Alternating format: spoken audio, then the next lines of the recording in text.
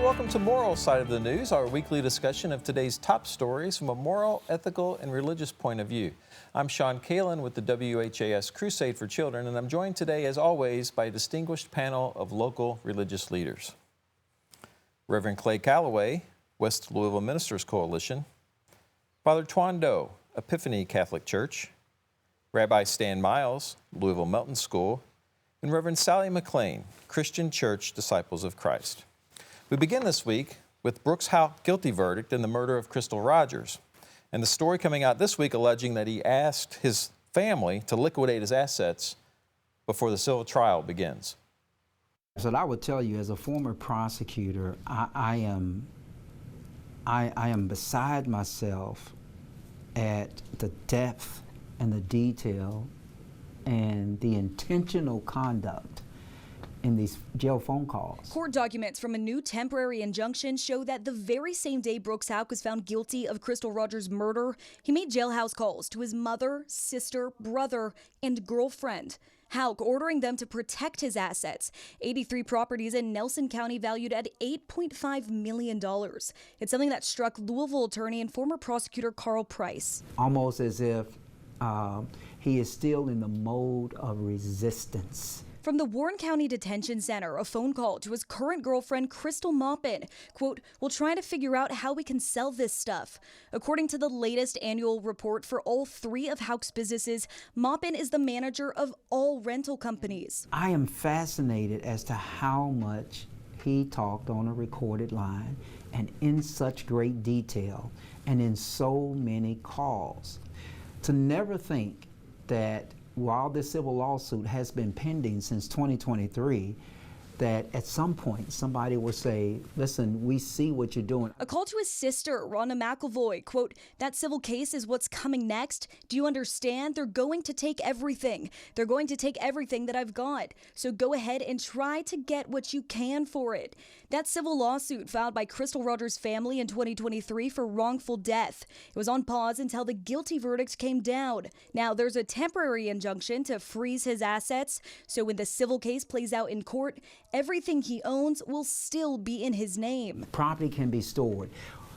While some may argue that cash and cash can be stored at bank accounts and different things like that, but cash is is far too liquid and far too mobile to take that option. Price says it's an attempt to hide what he owns so Rogers' family can't get any of it if a settlement is reached. Seldom do you have an individual who has some wealth that is actually directly responsible for the harm that you're suing for.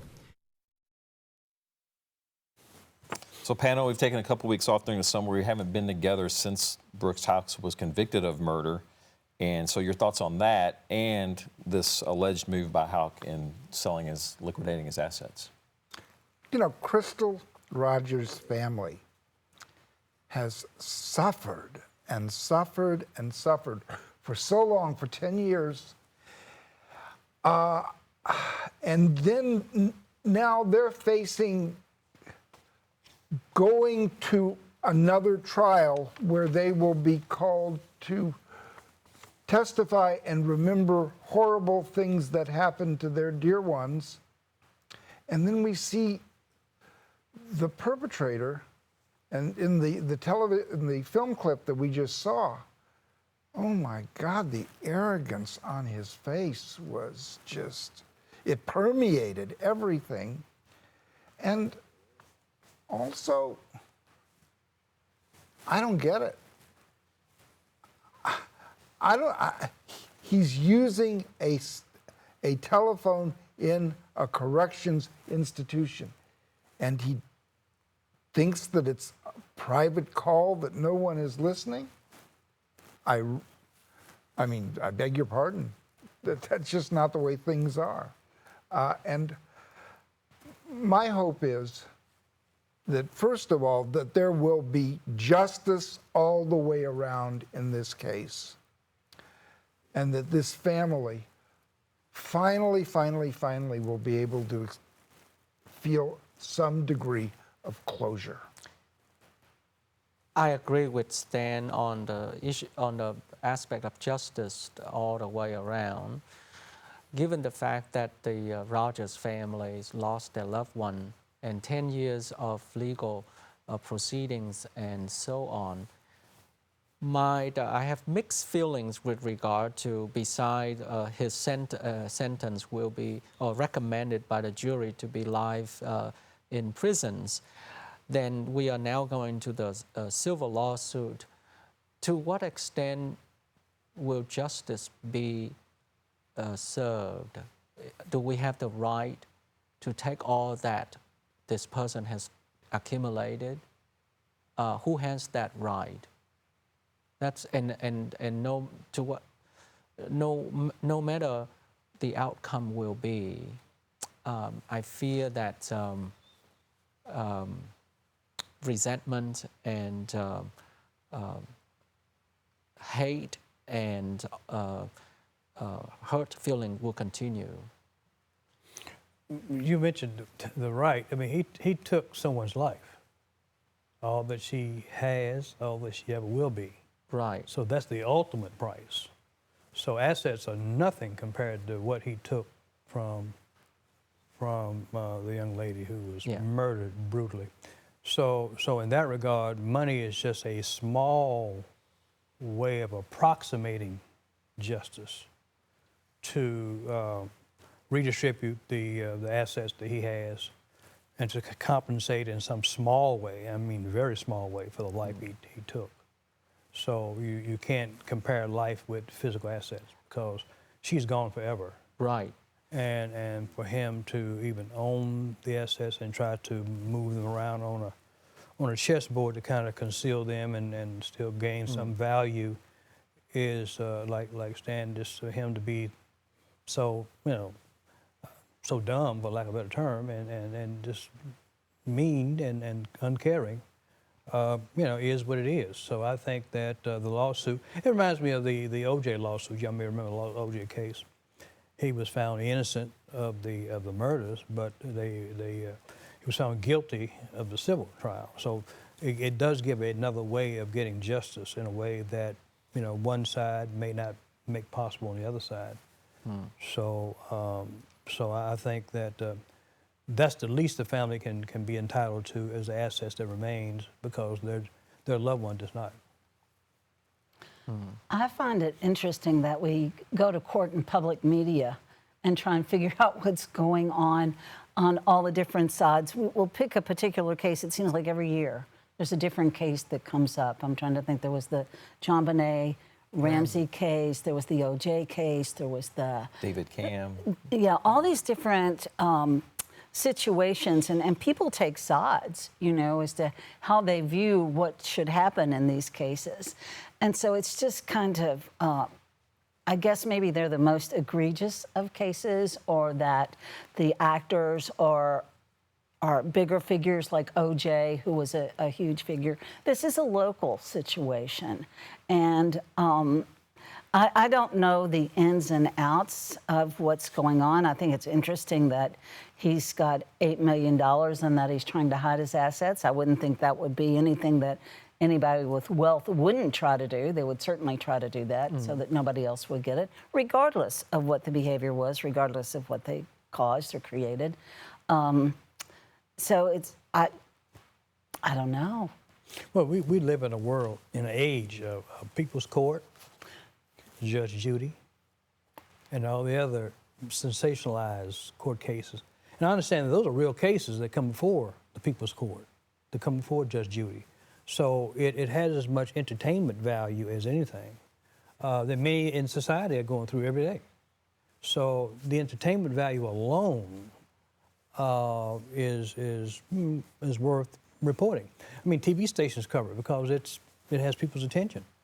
And during the O.J.'s trial again, going back to it, they interrupted regular programming to show the drama of to watch him driving in a car. The car, all of it. I mean, the car for how long was it? All of that. We have cop shows, police shows on TV every year of every stripe.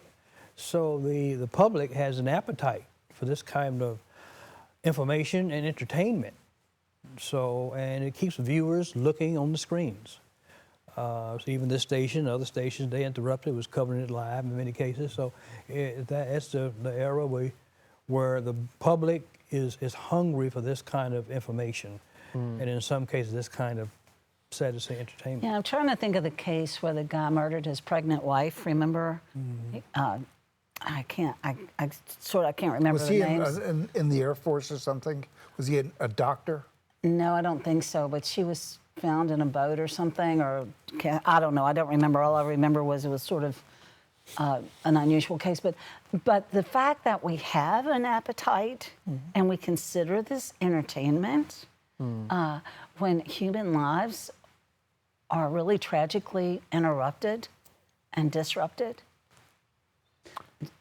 It's the modern equivalent to going to the Colosseum in Rome and Yep. seeing the gladiators fighting to the death. I agree. Seeing the religious martyrs put to death. And that's when fun? you have, it's no, and it's certainly not entertainment. entertainment. I mean, When I was a seminary student in Cincinnati, ironic. there was a television station, and the 11 p.m. newscast always began not with the murder of the day. Murder happens. The grisly murder of the day. Yeah. I mean, the most disgusting, horrifying, grisly murder that took place in the environs of Cincinnati, Ohio. And so where did that get them? They won the ratings war. Oh, the Menendez trial. I forgot about the all of Menendez that, brothers. You know, they There we say go. in media, if it bleeds, it leads. You know, so that's where it is. We like to fight. We like the contention. We have on popular media, you always have antagonists and protagonists going back and forth and back and forth. Yeah. We have it's a nice benign civil conversation is not exciting. So it's the conflict, it's the back and forth, it's the Taking the sides. antagonists and the protagonists. All that is just what people are hungry for, and this is no different. I'm curious what the judge will give the sentence for one, and more concerning to me is that Houck and Rogers had a shared son who is 13 now, and for the last 10 years, he has been with Brooks' family and pretty much cut off from the other family, his mom's family. The battle will continue as we will wait to see, but the outcome, no matter who has the custody after all, this child will suffer a great deal of loss of identity, roots.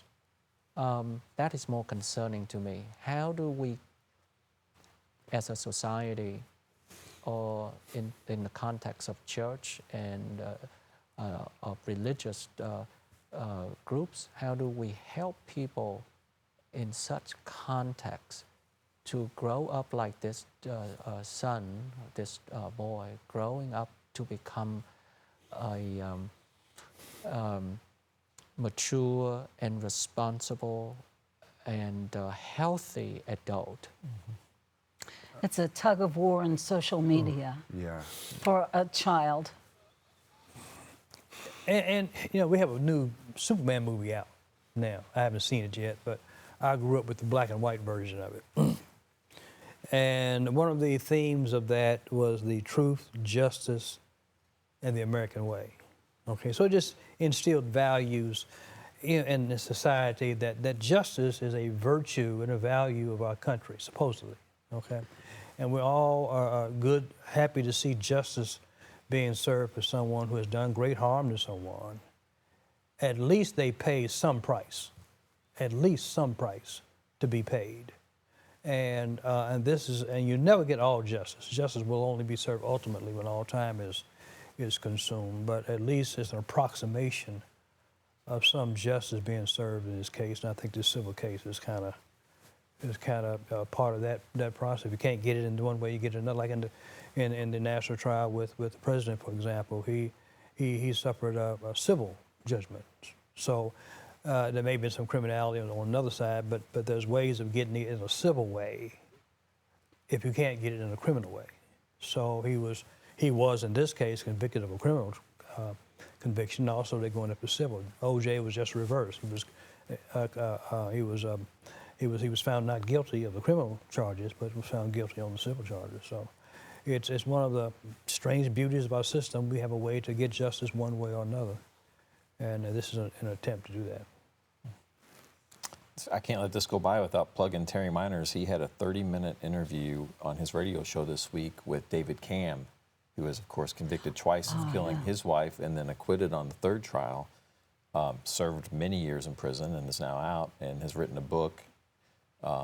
It was a fascinating interview, and you can find that on the iHeart app and Terry Miners. But it was interesting. So, what is David Cam currently doing? He is. I don't know that he didn't say if he was working, but he won a settlement against the state of Indiana for wrongful conviction and incarceration. So he won money, and he's living off that, I think, is what he said in the interview. You know, since you've been off the air, I know you didn't get a chance to talk about the whole Hankinson's trial with that. And some of the case, there was no criminal conviction in that case, but there was a violation. He was, proven guilty of civil rights. So that's another way where he was not able to get conviction on the criminal side, but there was some conviction on the civil side. Yeah. All right, fascinating discussion. Thank you so much. We're going to turn now to a topic that's timely, and school starts back for many this week. Some Indiana counties are already back in school, and with that, some big changes for Kentucky schools this year when it comes to the use of cell phones.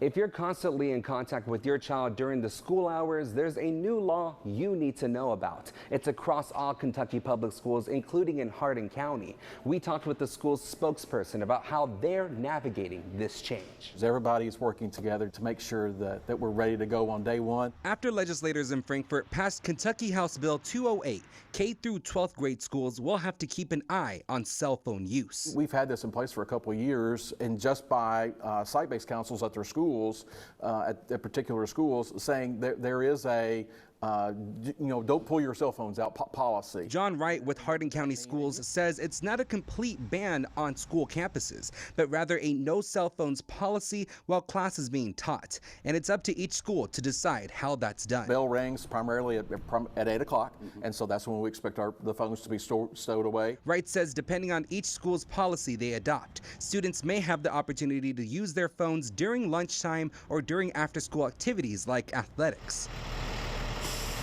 At Bullitt County Public Schools, only high school students will have lunchtime cell phone use. A statement from Superintendent Jesse Bacon says, quote, under the new guidelines, students may bring personal devices to school, but they must be turned off and stored in a secured personal bag. The use of these devices is not permitted during instructional time, which includes all learning activities under staff supervision, such as classroom instruction, labs, and assemblies. What does Hardin County Schools want to let the parents of these students know when it comes to this? Sure, just to help us. Make sure that you're not texting your student, trying to call your student during the instructional day. So before your child's first day of school starts, make sure you talk with them about following the law.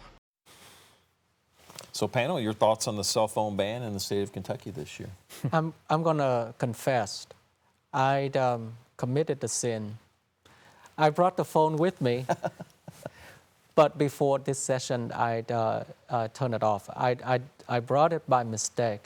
But again, it just tells us how dependent we have become with regard to technology, smartphones, and so on. And I made it in my own ways, in my own practice. I still fail every now and then. I made it my own practice to leave the phone outside, for example, when I go to meeting, or when we in church celebrate the liturgy, I turn it off or put it aside. But again, I'm a full adult, grown. I make that decision consciously, but in terms of children of, say, middle school and high school, and so I can see how difficult it is. And we become so dependent. It's like a pandemic. It's like a virus. in our mind and our brain that we are so dependent on the smartphone and technology. So with regard to the ban, I think my first instinct and reaction to this is that I support the ban, and I think it's good that the state law allows each school to mandate or to come up with a policy that best fit their local needs and the children. So yes, with that regard, I find it very interesting. I found the cell phone sort of immediate gratification. You know, I can get an answer, I can watch a movie, I can, you know, there are all sorts of options. And if you're in school and you're supposed to be learning, then I think that makes it very difficult, very tempting to go to that other source that's much more interesting maybe than what you're trying to learn. On the other hand, I'm thinking of the Uvalde students and how when that incident happened, they could use their phones to try and call their parents, which unfortunately didn't do a lot of good. But if there is an active shooter, if there is an emergency, if there is, you know, then I want that access. I would want that access for my child. During a classroom, when there's instruction, need to be listening. That's why I like the law, because it isn't a blanket. All the school systems must do this. The law is written so that each school system is considered to be a community in and of itself, and to craft rules that work for that community, because the laws that may work for a school in Jefferson County, an urban school, may not work at all for a rural school. Well, I mean, I remember the class, I used to teach at Shawnee High School back in 1974, 75. And that class just celebrated their 50th year anniversary. I said, my God, little so-and-so is a 50-year graduate. They were rascals back in the day. But the point was that times were drastically different when I was in the classroom. And they had enough interruptions and distractions normally without adding another device to have to wrestle against that too. I see value if it is an emergency, something like that. But if it's not going to aid and help a child get a better grade, be a better student, then it's a distraction. I remember going to many concerts. I remember going to see Dave Chappelle up in Cincinnati a few years ago. You have to put your cell phone in a container, in a box. They do it at events at the Palace too. You have to lock it up for the duration of the concert, then come back and get it. Now, one time somebody didn't turn it off; it was ringing in the arena. But my point was, you have to deposit your device and not be a distraction for the event. So I think some control like that would be in order. I think that from the time you're in the classroom, you can get to it anytime between classes if you need to. But in a class period, you've got to, do something to control and contain that device that is not going to help you focus on the instructions being given in the classroom. So I see great value in the ban, and hope they find a very practical way to enforce it. Let me tell you about my summer vacation. Yes, please do. We were vacationing with our family, and we went to a restaurant, and it was a wonderful restaurant. And in the middle of the table was a box like this, a wooden box, and we were invited by our server to all turn off our cell phones and put them in the box, and just so we could have conversation with one another during the meal. And after the meal, when the box was opened, we had the option of the restaurant making a donation to a worthy cause of our choice in that community just so, as the restaurant saying, thank you for not having these cell phones go off in our restaurant. And, we thought It's a good it cause. really worked. Yeah. It was lovely. Not that we would be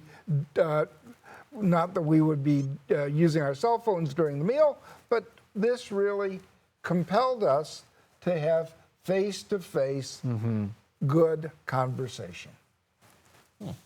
And it used to be that families would eat their dinner together. And that doesn't always happen anymore. And now you have the interruption with the cell phone and the kids on the cell phone at dinner time, which is also pretty distracting. Yeah. So good for your restaurant. We used to have TV shows called Father Knows Best, and Dad and Father had a tie on when he had dinner too.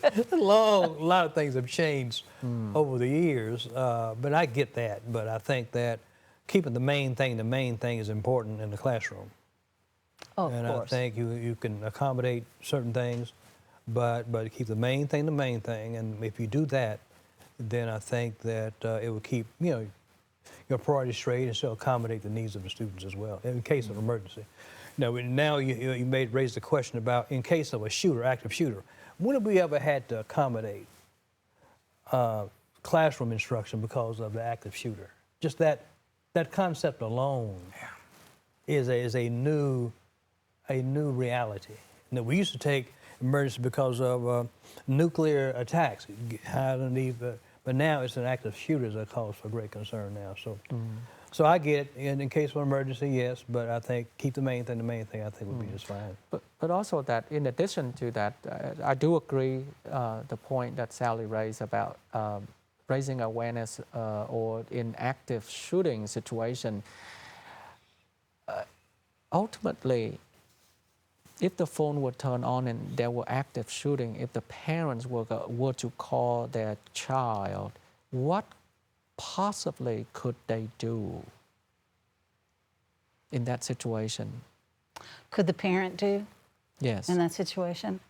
I don't think that there was much that they could do except stand outside the school and be extremely distraught. That no one was going in to save their child. And say, I love you. You could express those last, like on the 911 attack. Or the hope that they're hearing their child and somebody is paying attention and willing to go in and save that child, or they can go in and save that child. On the other hand, that God forbid, if I would call my child under that situation, it would draw attention to my child from the shooter. We'll have to end it there. Thanks for the great discussion this week. Reverend Clay Calloway, West Louisville Ministers Coalition, Father Toan, Epiphany Catholic Church, Rabbi Stan Miles, Louisville Melton School, and Reverend Sally McLean, Christian Church Disciples of Christ. Thanks for watching and listening to the Moral Side of the News this week. We'll have an all-new episode next week. Have a good week.